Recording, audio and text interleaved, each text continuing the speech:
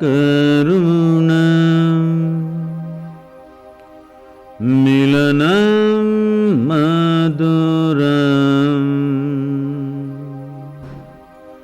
smaranam karunam kalavashadiha sakalam karunam samayadipate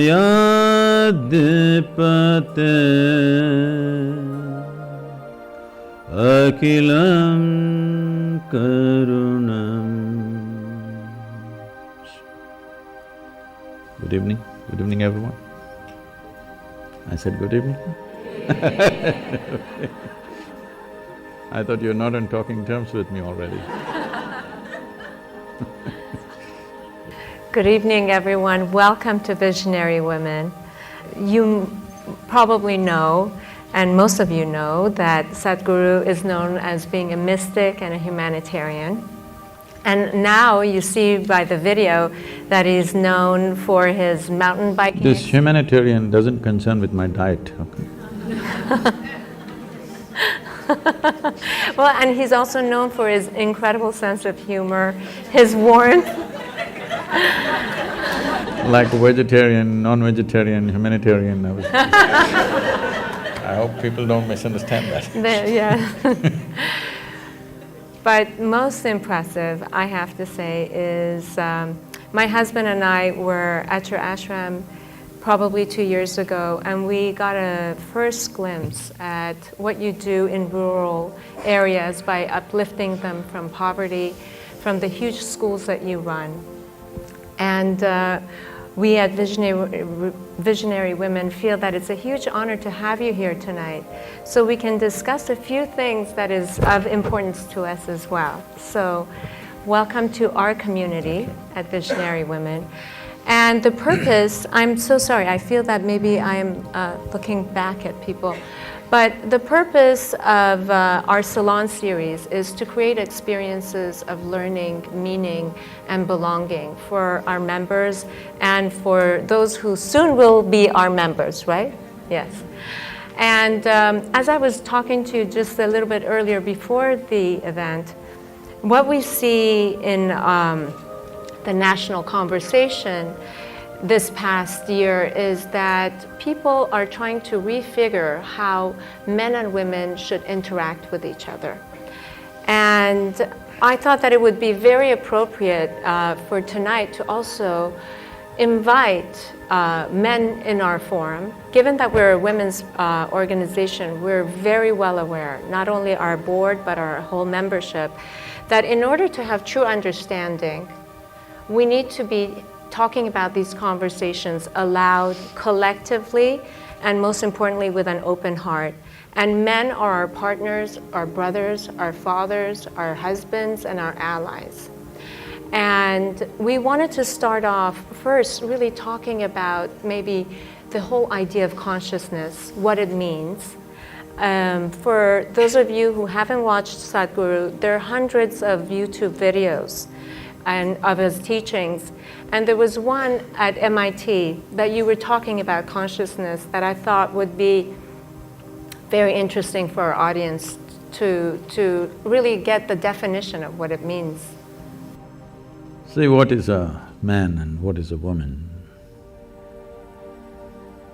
is a small difference that nature has introduced into a species just to address a certain aspect of our life.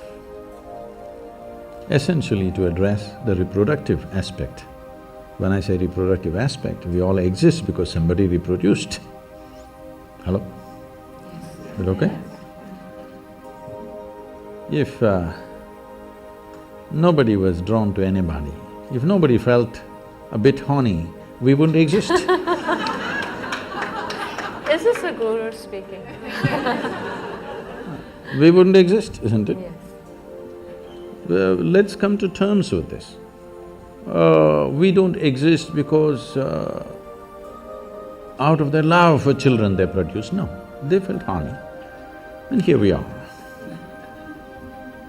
there is no need to make our biology either filthy or raise it to another level. We just have to look at it for what it is. We have to come to terms with our biology, first of all. It's the most rudimentary thing, but unfortunately that's not happened to most human societies, that we have not come to terms with our biology. Body parts are ruling our minds. Yes? So it's from that context that you see this problem evolving, how to work together. I'm saying, please, if you find some gap in what I'm saying, because in a brief little bit of time, we are trying to say some profound things.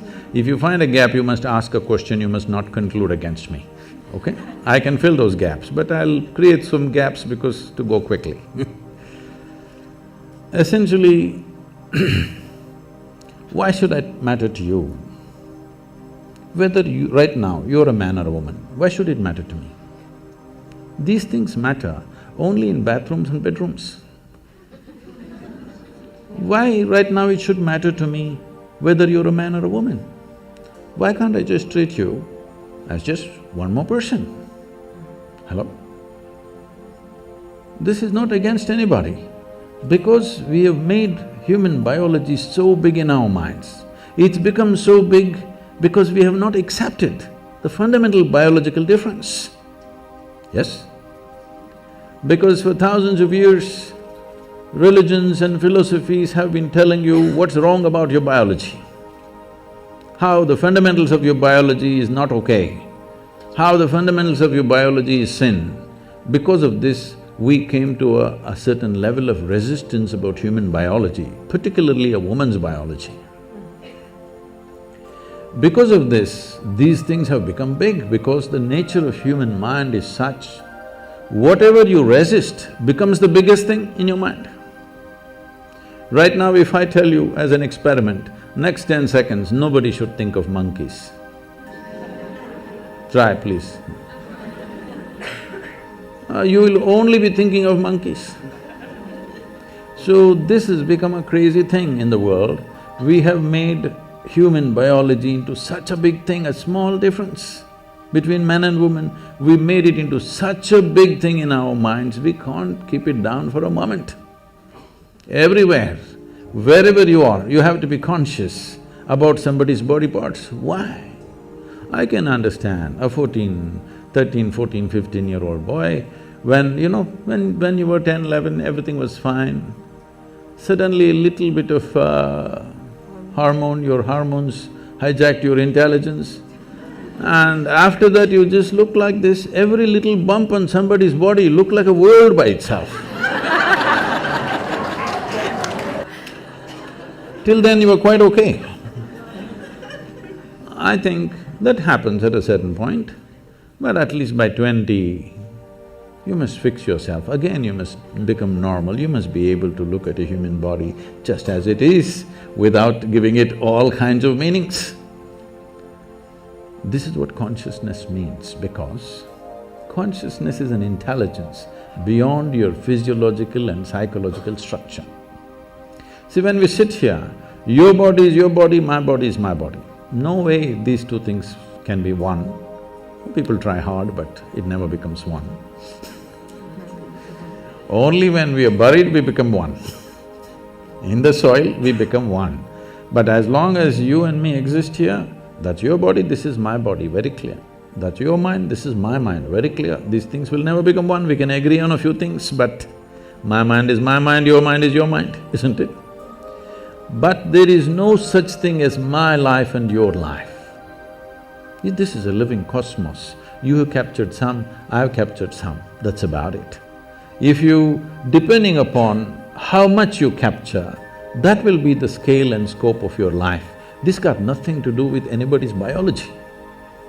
Biology is just a small physical difference, just to facilitate one aspect, continuation of human race, isn't it? Otherwise we could all be made one way. If there was no need, if some seeds fell out of your ears and children would come out, then we wouldn't need this difference. So this difference is to accommodate one aspect of life. If you and me are not connected in that aspect of life, I have no business what you got on your body. Yes? You have no business what is me and I have no business what is you. The question is, if we're doing something together, well, do you make sense or do I make sense to you? That's about it. But biology has become a very big thing. One reason in the working spaces and, work areas, I think this is only in America, maybe this is the second generation of women. Or really I can say this is really the first generation of women who really stepped out to work in every arena of life. That's so almost everywhere in the world. In India also it's very new, it's in the last 25 years that women are really stepping out to work. This has happened not because of some liberal revolution that happened, this has happened simply because of technology. Technology has taken out the significance of man's brawn. When there was no technology, almost everything was done with human muscle. When that was so naturally man-dominated because of the muscular force. Domination also was only in the survival aspects of life. There were other aspects of life where the woman always played a significant role. We were not born to men. I was not, at least.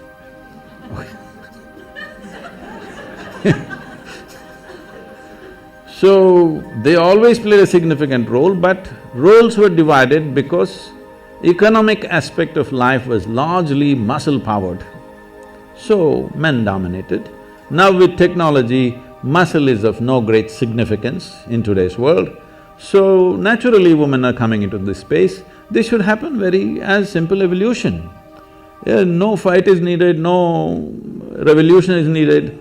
Once you see muscle is not significant, women will fill those spaces. It's anyway happening. There is no need to make a big thing about it. Exploitation.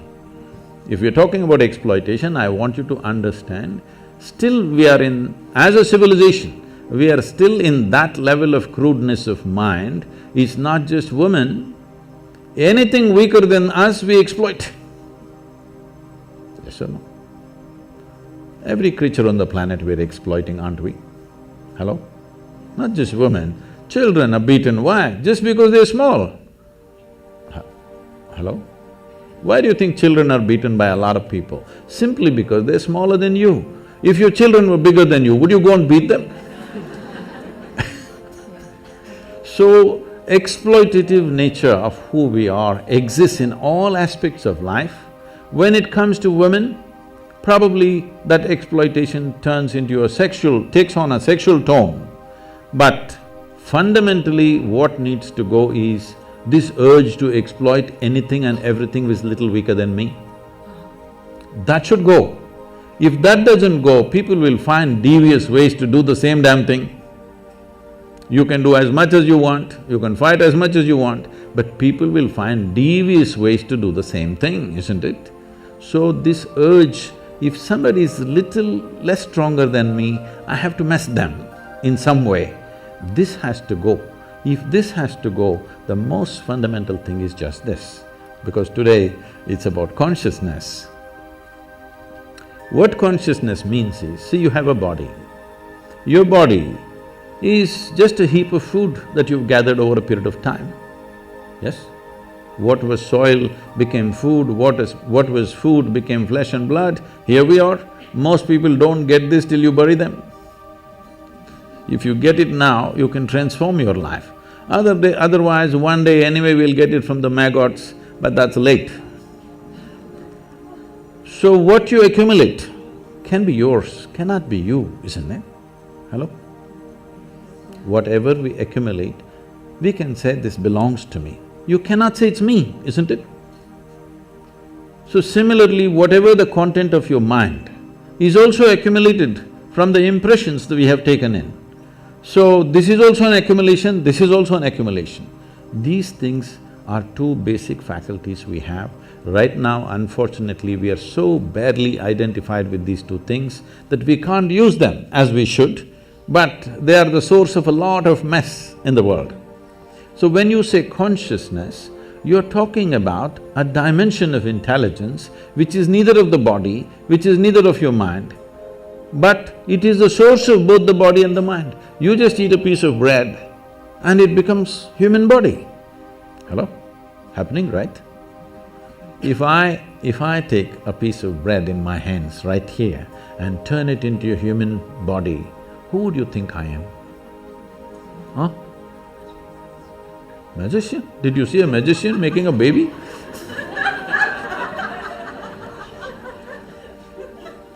Who would you think I am? Creator himself, isn't it? But every day you are doing this, you eat a piece of bread or a carrot or a whatever, within a few hours you make it into human body, the most complex machine on the planet. You manufacture with all kinds of trash in Los Angeles. Aren't you doing it? So, when this dimension of intelligence exists within you, if you touch that dimension, naturally your identity will be with that dimension. Right now, the only problem is human experience is limited to their biology and their psychological structure. Physiological and psychological structures are the only two things you have experienced. Because of this, your identities are there. Because of this body part difference between the same species has become such a big deal. But do you feel that men and women have different essences? Do they have… you've talked about the masculine and the feminine principle. Could you tell us a little bit about that? See, we should not misunderstand masculine with male and feminine with female. Female and male is a manifestation. Masculine and feminine are two fundamental qualities in nature, because physical nature in the universe happens between polarities.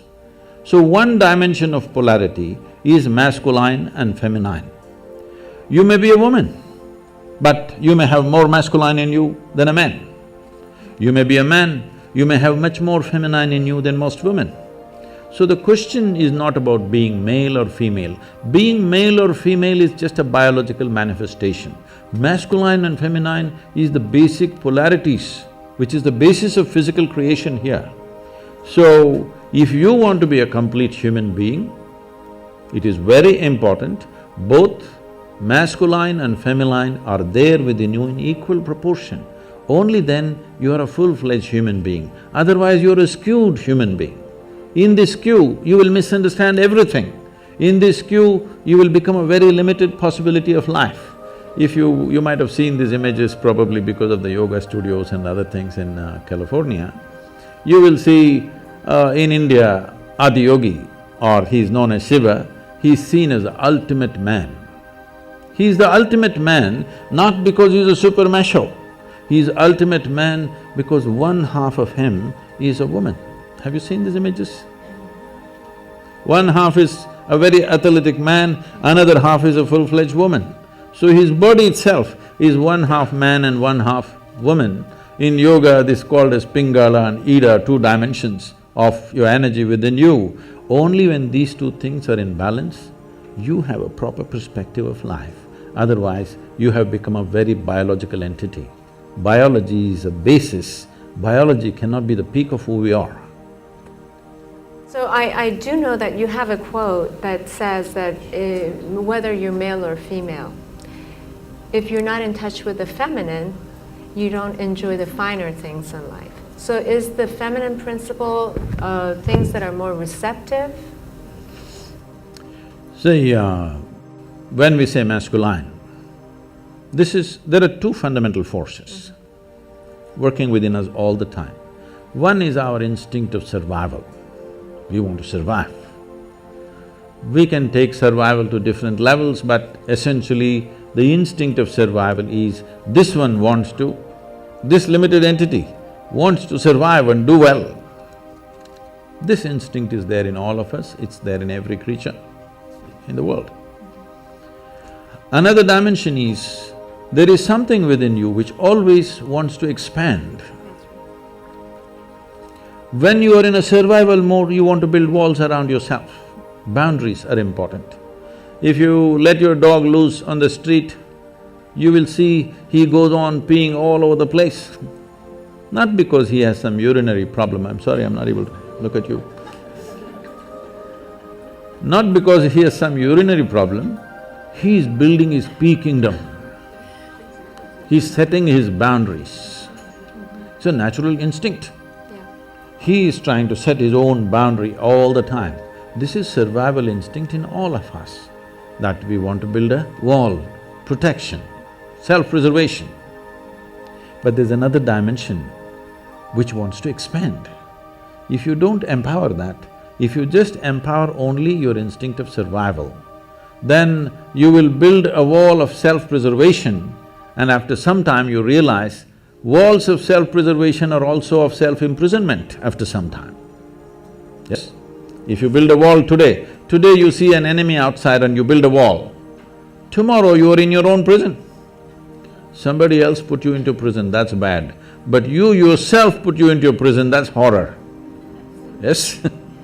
So the instinct of self-preservation has to be consciously balanced, otherwise we'll end up building walls and walls. Oh, I'm in California. This is so funny.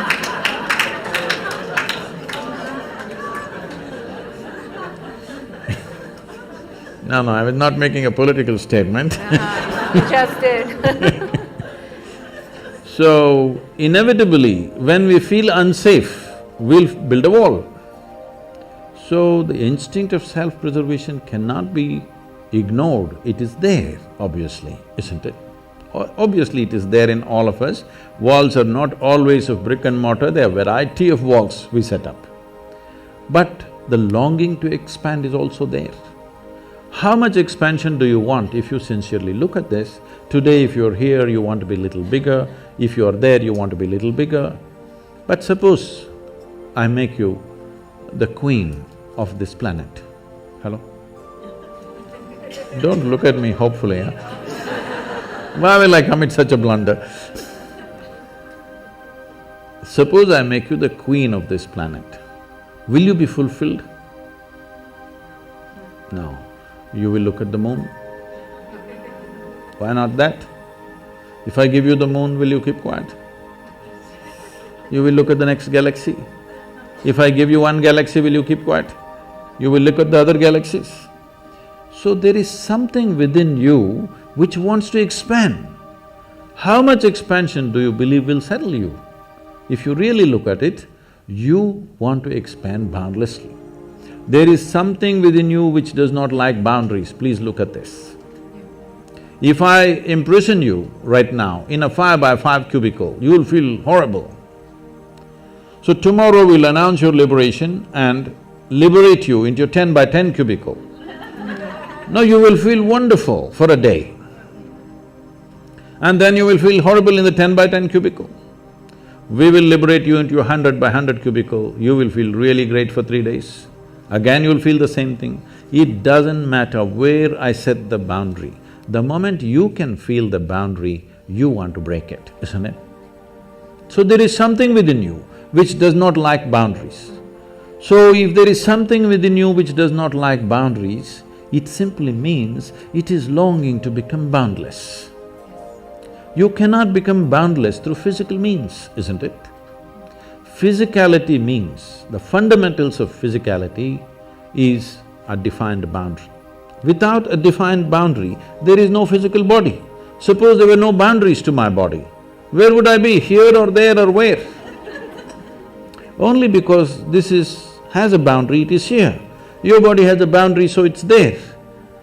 But there is something within us which longs to be boundless. If we do not empower this, there will be no balance between masculine and feminine. That is why ultimate liberation, both for men and women, it's not… see, one cannot be liberated from the other. Both have to be liberated from what? From this bondage of being stuck in our own bodies and identified with little bodily changes that we have between us and go on endlessly about the same debate. No, unless we become free from the identification of our own physical form, there is really no freedom. This is what consciousness means, an intelligence which creates this body Today there's a whole lot of interest in the Western world about the brain. In the yogic sciences, we do not attach much significance to the brain because we think through the entire body. This is the way of women for a long time. They thought with their body. They did not have all those complicated thoughts that men were struggling with, but they simply knew what to do, what not to do, because they thought with their entire body, because their body was doing things which no brain can do. Even now, if I ask you, what you call as intelligence in modern terms, in today's educated world, what people think is mind is a combination of memory and intelligence, isn't it so? Memory and your ability to concoct something out of what you remember, the data that you have, and what you make out of it and use it, now you're considered smart, isn't it? Let's start with memory. See, if I ask you 10 generations ago how your grandmothers looked like, do you remember? No. Do you remember? No. But your great-great-great-grandmother's nose is sitting on your face right now. Your body remembers or no? Your body remembers or no? How your skin tone was 1,000,000 years ago for your forefathers, your body still remembers, yes or no? So in terms of memory, what your body carries is trillions of times more than what your brain can ever carry, yes or no? Yes. The complexity of activity that are happening in a single molecule of DNA, with all your brains you can't figure it, yes or no? More complicated activities happening here than here, yes? So, this is a body of intelligence. The question is, can you employ it or do you just run on one thing? In the yogic sciences, we look at human intelligence as 16 parts. So this is like a 16-wheeled truck, but you choose to drive it on one wheel. Very strenuous. So you will see educated people are the most stressful people on the planet because they are driving a 16-wheel truck on one wheel, very difficult. Their intellect, their thought is the only damn thing they're trying to use, and it's very difficult. You don't have to think through everything. You know, can I just tell a small story? Yes, please. My great-grandmother lived to be 113. Wow. Okay That's not the only achievement she had. She got married when she was 14. And those days in India, an unmarried girl cannot use tobacco, but once she is married, she is free to use tobacco. So on the first day, she exercised her right to use tobacco, and she lived in a certain way. People started saying, she's a devil of a woman. Not because she did any harm to anybody, simply because if she laughed, the whole street shook. Like that she laughed. Those days, in those societies, women were not supposed to laugh loudly. They're supposed to laugh in a controlled way. Only street women laughed loudly, family women laughed very… At least when men were there, they did not laugh, because there was nothing to laugh about.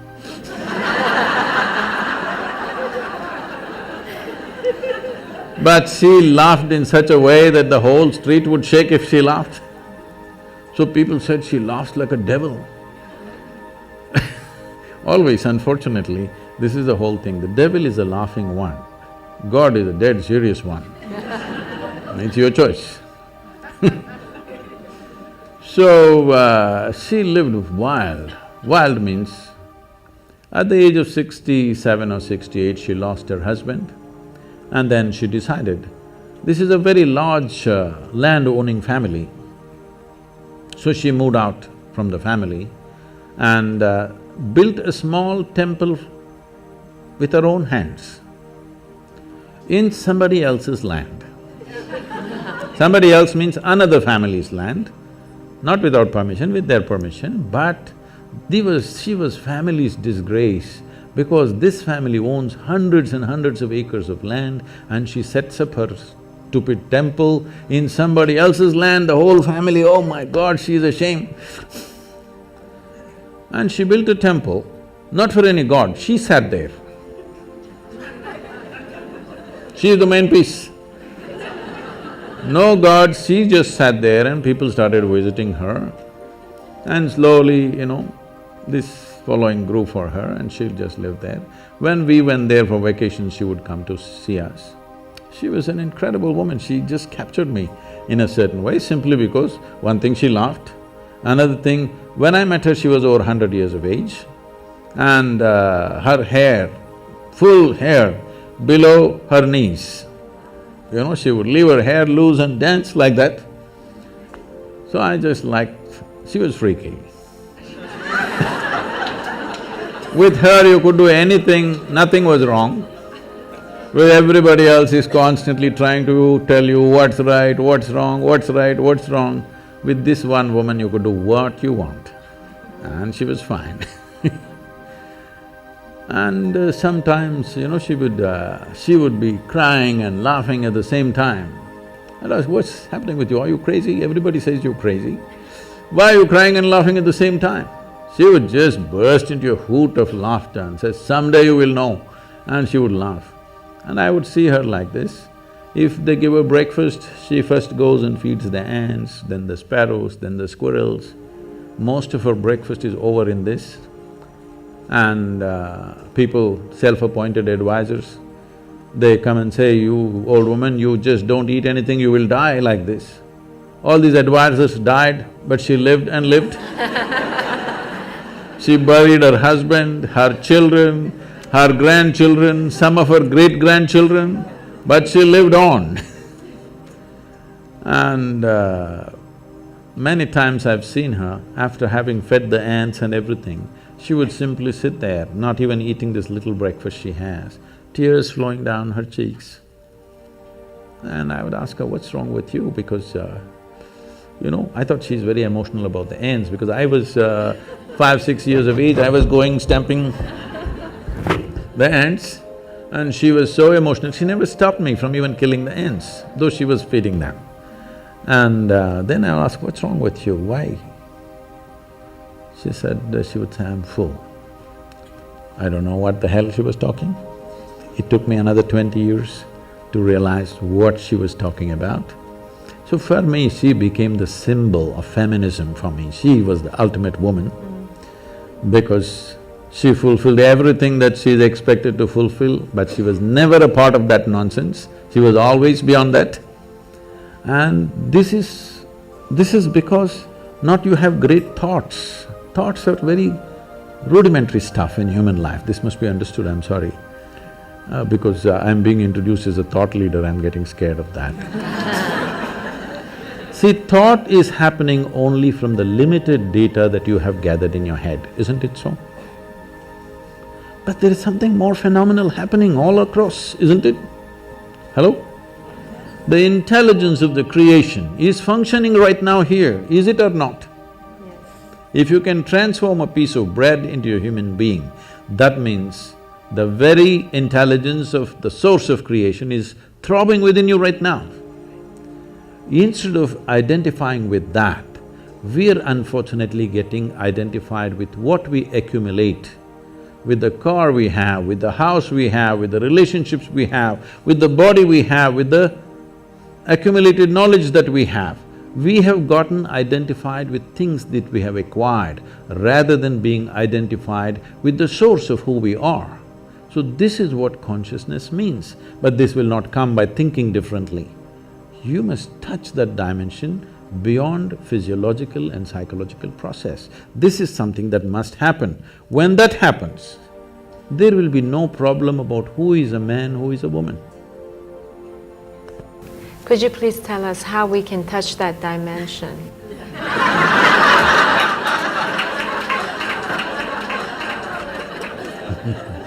We can start with a very simple process, which today tens of millions of people are practicing across the world.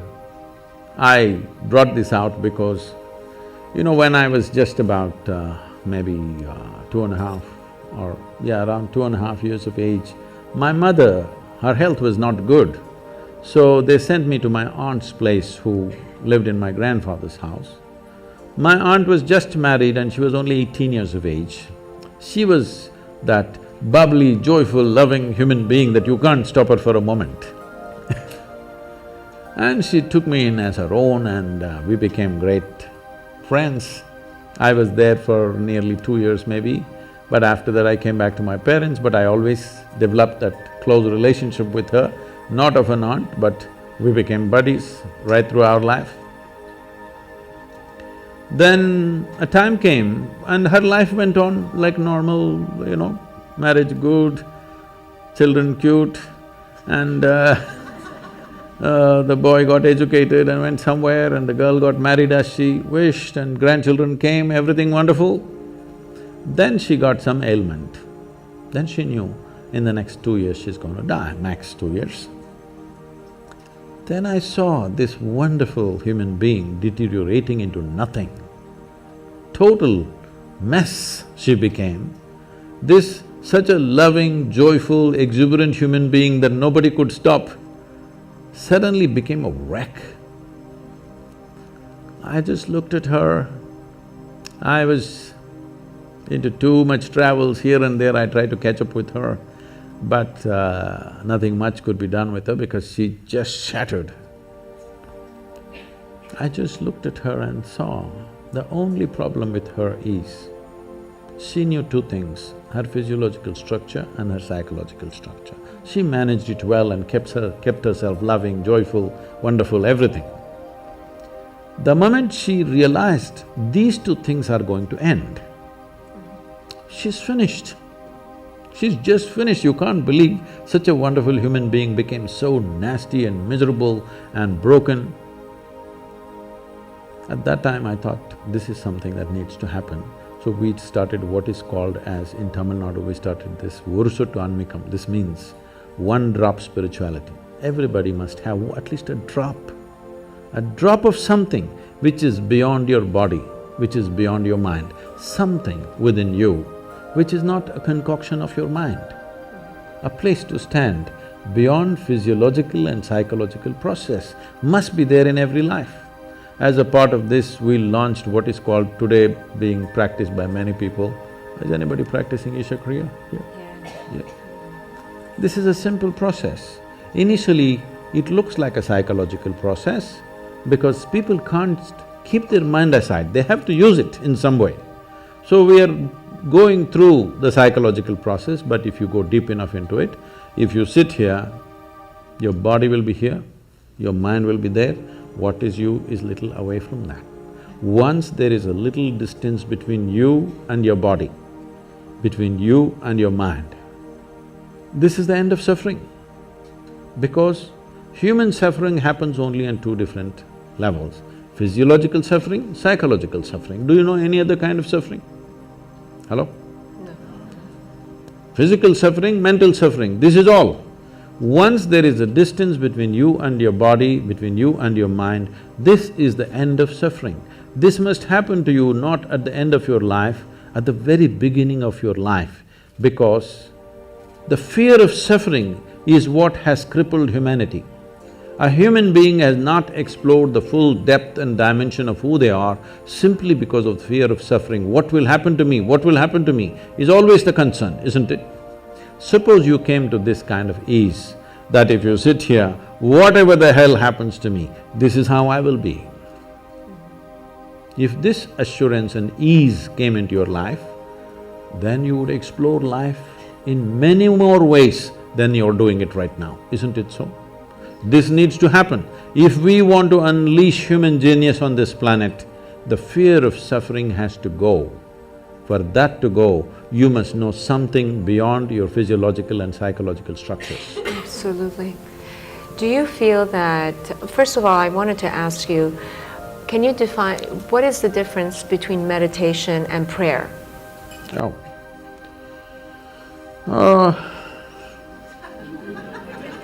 You're trying to get me into trouble. Yes. No, because some people say my prayer is like meditation. Could be. It could be, but probably meditation is more of a form of listening, I would imagine. See, there is something called as organized prayer, and there is something that all of us may experience at some point. You don't have to be religious for this. Sometimes you become prayerful. You saw a glorious sunset, you just sat there without knowing why. You're not saying anything to the sun, after all he's going. Simply, just the beauty and the magnificent nature of what it is, maybe your hands came together like this, something you did. It happens, right? So you're prayerful. To be prayerful is a fantastic place to be. Now somebody created systems to make you prayerful, but unfortunately that just became prayer for a lot of people. Prayer means you're talking to somebody, a long distance talk.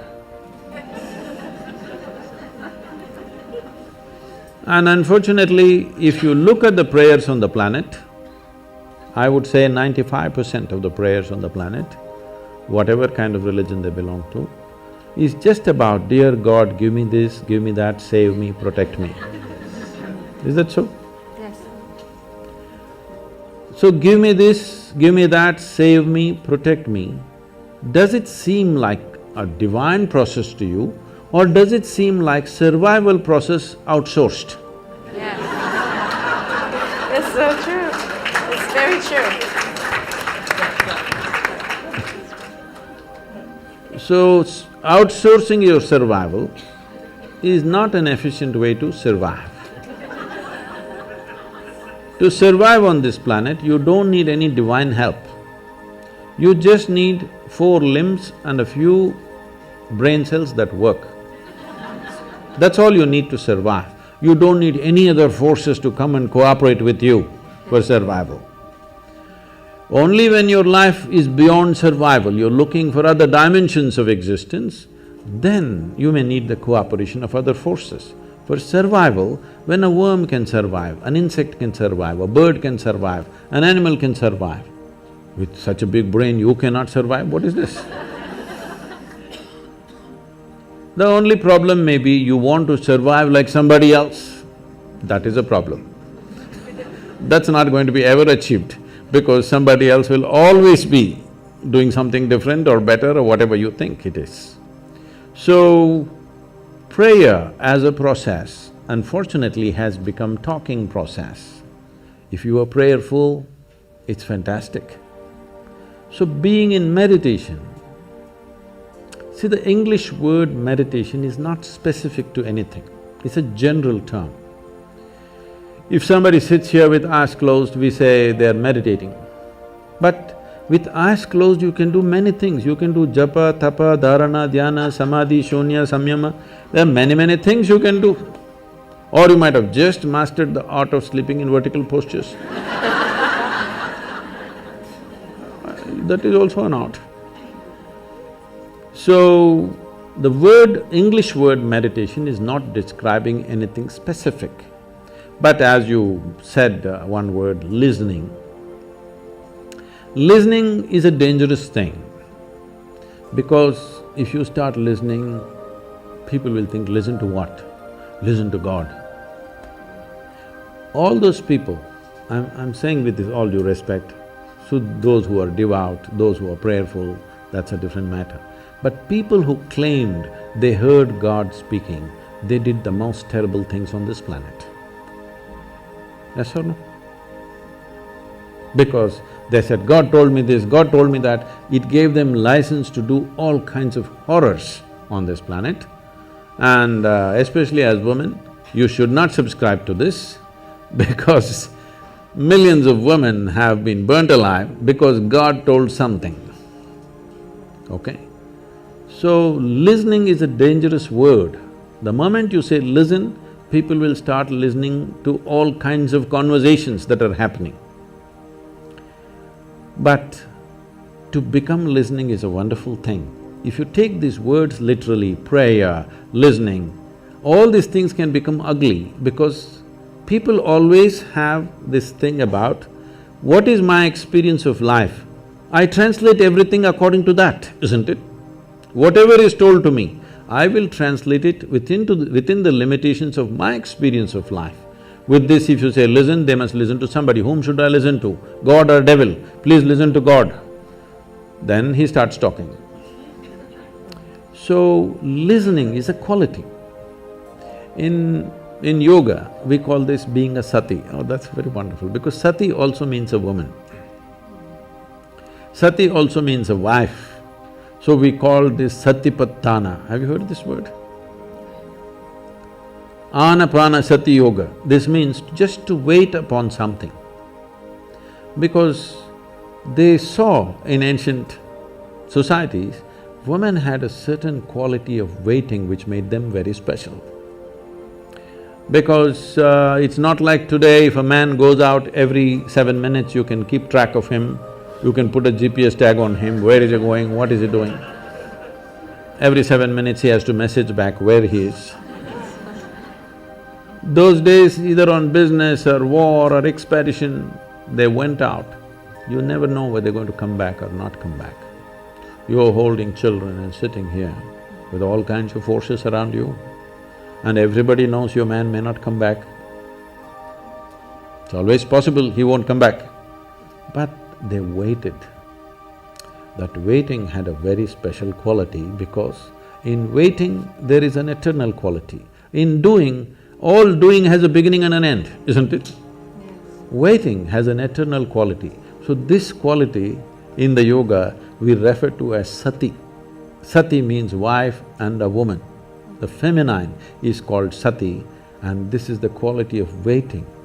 In a way, it's listening.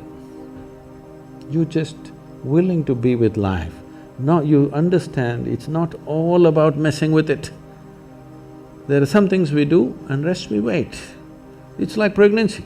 Some things you did, rest you wait. Life happens. I'm going to ask one last question, and I'll turn it over to our audience for questions. But you were talking about willingness, and Visionary Women is a volunteer-run organization. And I know that every single person who is here is giving their time to one organization or another. And the fact that you have 9 million volunteers, and you were talking about the relationship between volunteerism and willingness, and that it's through willingness that you uplift your consciousness, if I'm quoting you correctly, or I'm understanding it. In some ways talking about how it could be a doorway to becoming a bigger person than who you are. See, before we come to women, first thing is visionary. What a vision means is, say everybody has desires. Desire is an incremental way of enhancing our life. Today you desire, I must have a home, tomorrow you desire, I must have this money, tomorrow you desire something else. These are incremental ways of arranging and rearranging our lives, which are needed to do a few things. When you say, I'm a visionary, what you're saying is, I have a larger desire, which is not about just incremental improvement of my life. Desire is about me always. Vision is an all-inclusive process. So, this itself is a phenomenal thing. If people, instead of having desires, if they have a vision, vision is always all-inclusive. Desire is personal. Desire leads to incremental changes and improvements. Vision can transform the whole situation.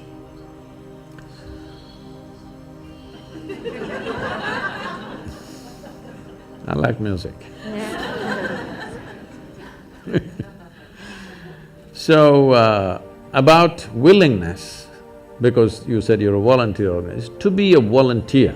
A volunteer means somebody who is doing something willingly, right? There's no other compulsion. There are no financial compulsions, there are no social compulsions, there is no something else. You want to do something willingly.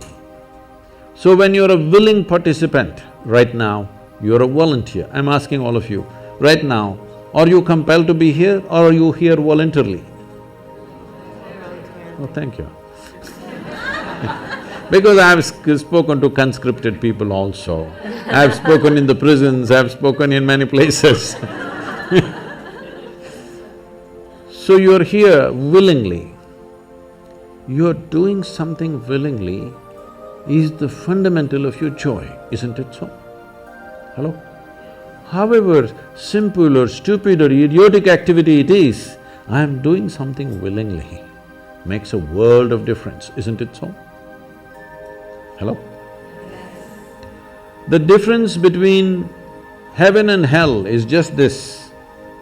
You're doing something willingly, that's your heaven. You're doing something unwillingly, that's your hell. We have already taken on attitudes, what we like and what we don't like. I like this person, I don't like this person.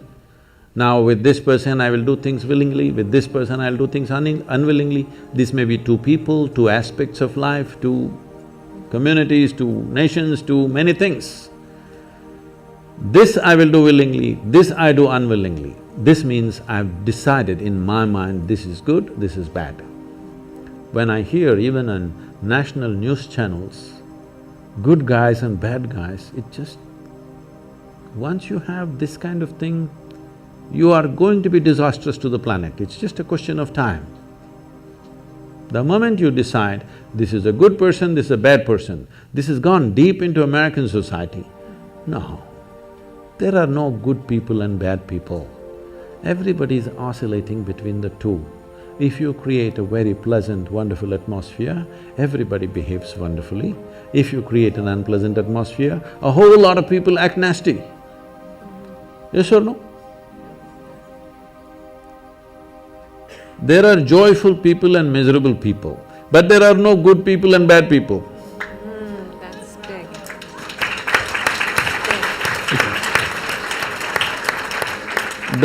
The moment we think we are good, we are entitled to destroy the bad, isn't it? Yeah. Oh, we've been destroying a lot of people for a long time. Time to stop that because human beings are in different levels of experience and understanding, variety of people. Anybody who is not like you is obviously bad, isn't it? Isn't it so? Those who are not like me must be bad people. Because the basis of goodness and what you think is goodness is decided by you. No, you have no business to do that. Willing means this, I'm just willing. I'm 100% yes to life. I am not yes to this one, no to this one, no. I am just yes and yes to life. If you are 100% yes to life, you are a volunteer. Oh, that's… You have become a willing life.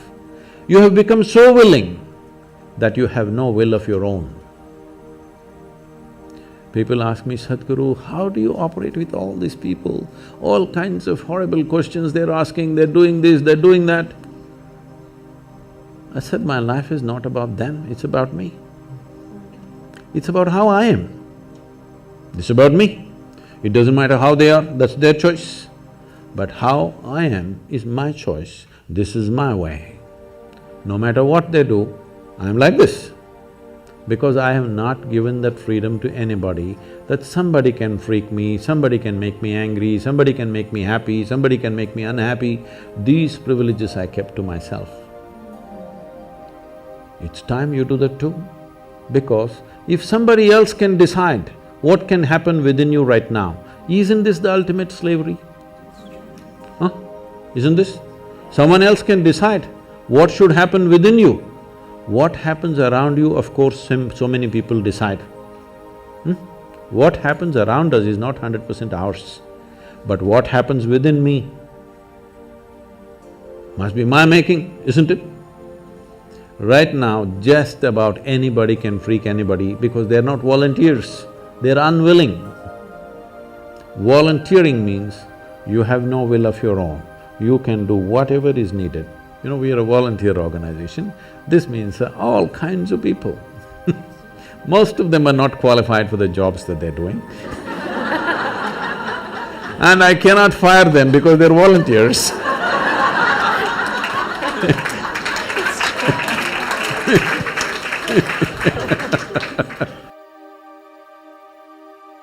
A daily basis, Sadhguru, I can't work with this person, she's so horrible, I can't do it. I tell them, see, in this world, this is the sort of people who exist, like this, like this, like this, like this is the kind of people there are. But if you want to work with ideal people, you must go to heaven. And today. Today. But if you think what you're doing is very significant, you must learn to work with all these horrible people. This is how the world is. If you think what you're doing is very significant, you learn to work with all kinds of people. You will see horrible people will do wonderful things. Yes? Yes, yes. But if you want to work with ideal people, you won't find any. I haven't found one yet. There are all kinds of mixed bags. Yes. But if you are willing that you are not yes and no, yes to one, no to another, you're simply one big yes, you will find a way. Thank you so much. That I always say that it's the resistance to life. You have questions? Since the early 20th century, physicists have been, like Max Planck and Einstein and any number of physicists have been positing that consciousness is causative of physical reality. That consciousness comes first before physical reality has been manifested. I'd like to hear if you have any comment about that.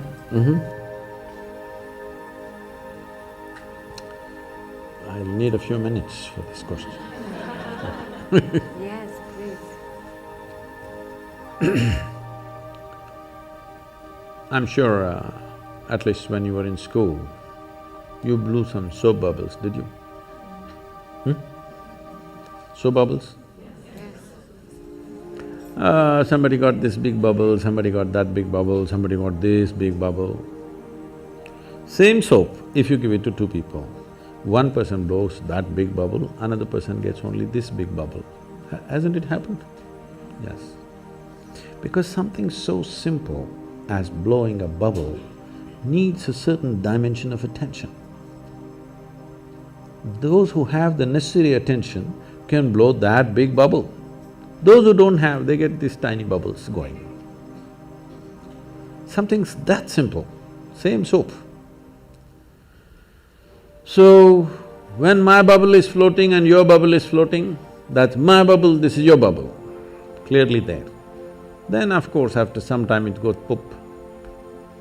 When it goes poop, there is no such thing as my air and your air. But when it was encased in the bubble, 100% my bubble and your bubble. Just like that, this bubble and that bubble. Now, whether you got to blow a big bubble or a small bubble determines many things. The scale, scope and profoundness of your life simply depends on how much life you captured. You can call it life or you can call it consciousness. Consciousness is a highly corrupted word, particularly in California, because people are using that for just about everything. But they will continue to use that word because I'm trying to reclaim it. We can call it life also because the only reason… Right now, are you alive? Hello, all of you? Some of you are not saying anything, I'm asking you. Are you alive? Yes. How do you know you're alive? Now stop your breath for a minute, are you still alive? So, how do you know you're alive? You're conscious, isn't it? Suppose you became unconscious, would you know you're alive? No. So the only reason that you know you're alive and you're alive is because you're conscious. So what you call as consciousness or what you call as life are not two separate things. So, I did not know about physicists talking about consciousness, I knew Einstein said something vaguely, because I'm, as you see, I'm unschooled. So I did not go as far as Einstein to study physics, but I paid attention to this piece of life. I paid attention in such a way, as I paid more and more attention, I realized that the problem is in the nature of our faculties. See, right now, if I show you my hand, if you see this part of my hand, you cannot see this part of my hand, isn't it so? If you're hearing sound, you cannot sense the silence. If you're in silence, you cannot feel the sound. If you're in light, you cannot feel the darkness. If you're in darkness, you cannot feel the light. The human faculty of sense perception, of seeing, hearing, smelling, tasting and touching, this is how you know life. All these things are always happening in comparison with something else. Comparison means, what you know by comparison is good enough for survival, but not good enough for knowing the nature of what it is. This is the problem that modern science is struggling with and will continue to struggle with, unless… I'm very glad to hear that early 20th century they said consciousness is the basis, but still we are in early 21st century, but still we have not moved towards consciousness, we are still studying physical things forever. People are studying the brain. I was with that European project called Blue Brain, and they're building a huge massive computer brain, which is like about 3 times this hall, full of computers, and they had built some 18% of the human brain. I said, see, I got all packed here, you guys… Such a big thing, no, we're studying, that is fine. You are very excited about the intelligence and the million functions that are happening in your brain. But even the brain was created from within, from the bread that you eat, isn't it so? Hello? Even the brain. Why are you not interested in that which creates the body and the brain? Definitely it's more intelligent than the brain, isn't it? So, if you want to put a label on that, we can call it consciousness. I generally just call it life. Or if you want to call it God, you can call it. You want to call it the creator, you can call it. Because today there are gender issues, we will stick to life. So, life is not… as we went through this, when it comes to body and mind, there is you and me. When it comes to life, there is no you and me. This is a living space. We just captured a little bit. So this is going on. If we lose this ability to hold it, even if everything, all the organs in your body are functioning, still you will not live, isn't it? People do die of old age even if they don't have any disease or ailment, because life chooses to leave for whatever reason. So, what you're referring to as consciousness is definitely the basis of all physical existence. Well, modern physicists have gone on to say that over 99.999 whatever number of nines in an atom is empty. It's empty space. Only a minuscule is physical. This is the same proportion approximately even in the cosmos, that over 99% plus is empty, only physical manifestation is very small. If you look up in the sky in the night, because your visual apparatus are in a certain way, which are very deceptive, it makes you think, oh my God, millions of stars. But actually, the largest thing out there is empty space, isn't it? Most people will never see that because our visual apparatus are tuned to see physical matter. You can only see that which stops light. Please look at this carefully. You can see my hand right now only because it stops light, isn't it? If my hand allowed light to pass through, you wouldn't see. Right now there is something here very vital for your life that you're not seeing, which is the air that you breathe. You cannot see, but isn't that more important than my hand? Hello?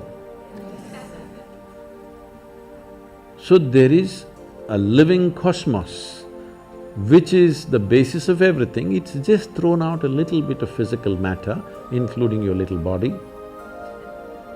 But we have gotten so identified with this physicality, its form and its shape, and now the gender of it has become a big deal. Because of that, we are seeing life in a very small way. The 99.9%, is that life or the 0.1% is life? Please tell me. The bigger thing, isn't it? This is just a small manifestation, but we are still very juvenile as a species. In the sense, we are still… when I say juvenile, when we are adolescent, body parts are important. Yes or no? We are still, as a humanity, we are still in that condition. Body parts are super important. This is why spiritual process is important. When I say spiritual, once again, this is another most corrupted word on the planet.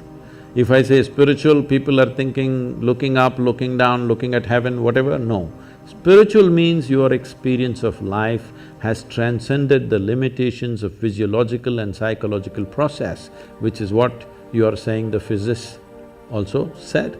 That's very wise of them, that without experience, with inference they are saying that we acknowledge their intelligence, but after 1 century, we are still not there as a race, as a human species.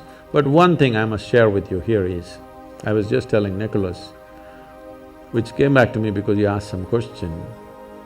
See, when I started doing this work 36, 37 years ago, what I found was when I conducted events and programs, over 82 to 85% of the people came because of physical ailments, because they knew this will give relief. Only 12 to 15% of the people came there, want to know something, experience something. But today, over 87, 88% of the people come because they want to know something, experience something. Only 10 to 12% of the people come for ailments, which is a phenomenal shift in the human society.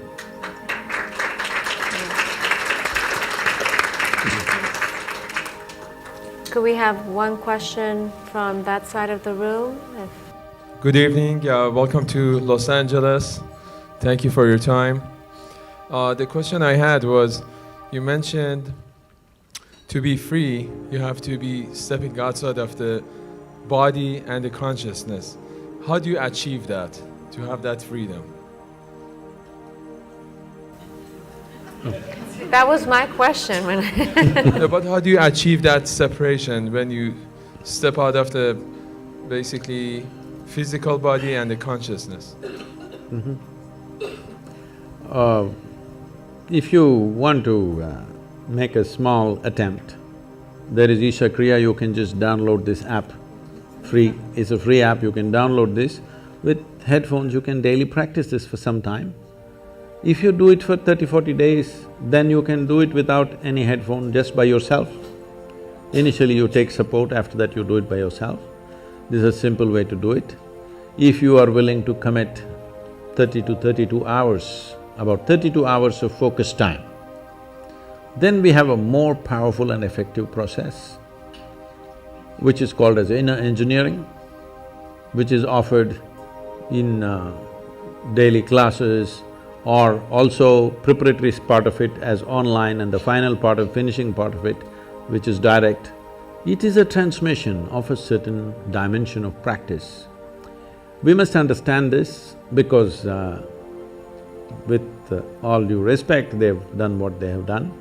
But the way yoga is happening generally, not everybody, generally the way it's happening, it's a bit scary to me.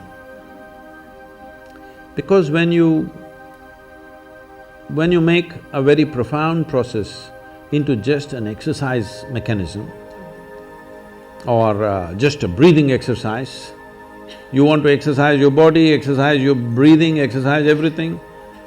That's not the way it works. Even the physical dimension of yoga. See, of over 200 sutras that Patanjali gave, only one sutra talks about the physicality of yoga.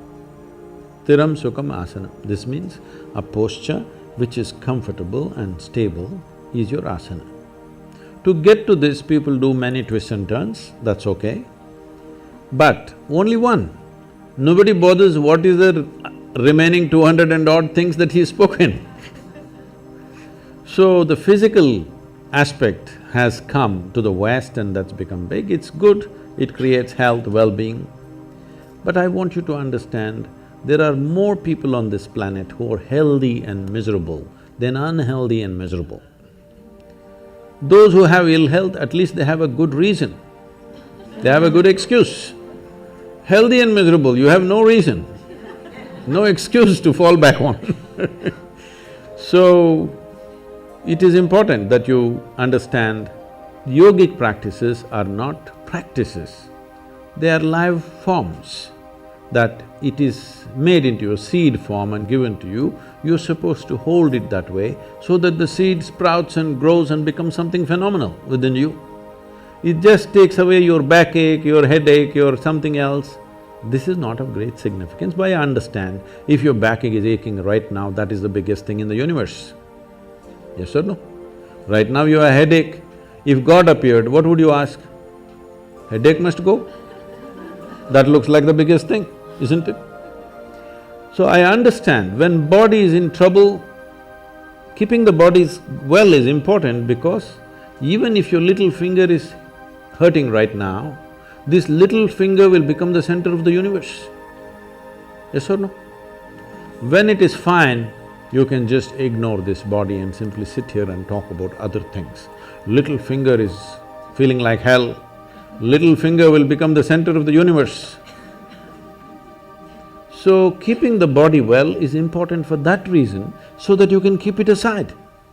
If it's very well and no issue, you can just keep it aside and look at other dimensions of life. If this is trouble, our entire focus will remain on this, isn't it? So, inner engineering is that kind of a process. There is a powerful system called Shambhavi, where it is given in a seed form. It is a planting that you do and slowly evolves within you. Millions of people, this is one thing I'm proud of in my life is, today there are millions of people, men and women. In the morning if they close their eyes, tears of ecstasy are flowing. I think this is fantastic. People ask me, Sadhguru, what's the greatest thing you've done? I said, tears. Tears of love and ecstasy are flowing, that's a great work. Thank you so much. I think our time is up, but Sadhguru, we want to thank you for this evening. On behalf of Visionary Women, we also want to donate to the Girl Child Project of Isha Foundation. And if you have 2 minutes to talk about what you're doing to help the status of girls, young girls in India, we would very much appreciate it. And Shelley, I'm going to put my shoes on and please join us. I think a little bit of video was there in the introductory video about the rural India, the programs that are happening. I don't know if you saw that, like a 70-year-old woman is playing a game. You saw that she's throwing a ball or something. So this is a movement we started about 17, 18 years ago. And today, the next event is coming on 9th of December. I'm there for that event and over 10,636 men and women are participating in the event, that is, as players. Over 150 to 200,000 people will be there as spectators. The people who are playing are just ordinary men and women, especially women in rural India have never played a game in their life. After they're probably 7, 8 years of age, they never played a game. But Now they're coming out and participating in a public tournament in front of everybody. It's on the television and ministers and celebrities are coming there to give prizes for them. It's an exhilarating experience for them. One thing it did was, it leveled out many differences of lines of religion, caste, creed, we leveled it out with these simple games. And in our schools in rural India, in very remote places, we have schools where at least 43–44% of the students are first generation going to school. In this, right now the average school-going children, about 61% are girls. Because in our schools, we have made sure the girls are safe, there are proper bathrooms for them, and there is a culture where they are respected and not made fun of, and there are small things about biology which is the basis of our birth, but unfortunately we think it's some kind of funny thing. These things we have leveled out, we've created different culture in the schools, so the parents feel very comfortable, their grown-up girls going to school, in this kind of school where the atmosphere is healthy. So this we are trying to bring, and we've created 12 schools where we incubate teachers, and we've adopted over 4,600 schools, government schools, and we are operating in them. This is making a big difference for the girl child, because first thing I do is, we make our people committed volunteers to go and visit the bathrooms. How are the bathrooms kept? Because bathroom decides whether the girl goes to school on particular days of the month or not. The quality of the bathroom decides whether she goes to school or not. And if she doesn't go to school on those few days, next day when she goes, it's a kind of a joke all over the place. It's like… it's very unfortunate, but this happens. So, first thing is, when we adopt a school, first thing is, I send most important people in the organization to go visit the bathroom. I don't care how the classroom is, how is the bathroom? It is important. It's as simple as it seems. When you don't have it, it becomes so important, These are simple things, but when they don't exist, how significant they become. Whether that particular girl goes far in her life or just gets trapped in some limited situation is determined by the quality of the bathroom we provide there. Yes. So this is the kind of change, there's a lot more to be done, but with whatever resources we have, I'm keeping the volunteers, I'm not just a guru, I'm a slave driver. We've been delighted and honored to have you with us this evening, and we want everyone in the audience to know that the proceeds from tonight's event are going to the Girl Child program that we are delighted to be able to support. So give me a minute. So we must understand this, what we call as human life is just a certain amount of time and energy. As we sit here, since the time you came in, all of us are 2 hours closer to our graves. Yes, time is… it's not time ticking away, it's our life ticking away. Yes? We are mortal life, limited amount of time. This is our time on this planet. We are a generation of people who are empowered like never before. No generation ever in the history of humanity was empowered the way we are empowered. Our ability to communicate, our ability to do things in the world. So we have the possibility that we could become the greatest generation ever, or we just sit by and let it flow, because if you sit also time goes, if you sleep also time goes, if you create something wonderful time goes, if you don't do anything time goes. That's right. Yes? Time is not stopping, nor can we roll it back, nor can we slow it down, nothing. Our life is just going away. This is our time on the planet. We must make this the best generation ever. For this we need consciousness. We need to identify with something bigger than our body and our brains. Only then we will do something fantastic, because we have the necessary tools of technology in our hands. Today if we speak here, we can speak to the entire world, which was never before possible. Please, let's make it happen.